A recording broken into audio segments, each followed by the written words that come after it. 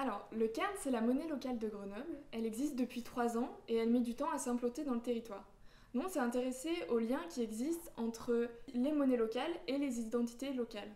Le meilleur exemple, c'est la monnaie locale des Pays Basques qui s'appelle le Shko. C'est la première monnaie locale d'Europe et elle a dépassé le million de Shko en circulation. Cette monnaie locale, elle marche super bien parce qu'elle s'appuie sur une identité locale qui est préexistante, avec une langue et un territoire qui est bien défini. Le problème à Grenoble, c'est que c'est une ville qui est super grande, avec beaucoup de mouvements, et il y a beaucoup d'immigration, donc il n'y a pas une identité grenobloise, mais des identités grenobloises. L'autre problème auquel on peut se heurter, c'est que l'identité grenobloise, est-ce qu'elle s'arrête à Grenoble ou est-ce qu'elle va un peu plus loin? C'est l'identité des montagnes, c'est l'identité des Alpes.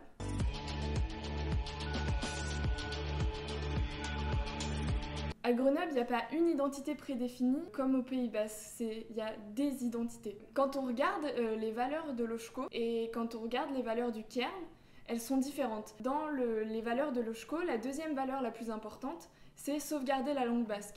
Alors que quand on regarde celle du Cairn, c'est favoriser le circuit court, il y a une dimension écologique, mais il n'y a pas une dimension identitaire derrière. Et donc ça crée aussi des problèmes de communication, parce que le Cairn, il a du mal à cerner et à informer ses utilisateurs. Toutes les monnaies locales, c'est des projets qui sont associatifs. Et comme toutes les associations, ils font face à des problèmes de budget, mais aussi à un essoufflement, parce qu'il y a de moins en moins d'adhérents qui sont dynamiques dans le bureau. Le plus gros challenge du Cairn, ça va être de définir et de cerner et voire de s'appuyer sur l'identité grenobloise pour pouvoir s'étendre.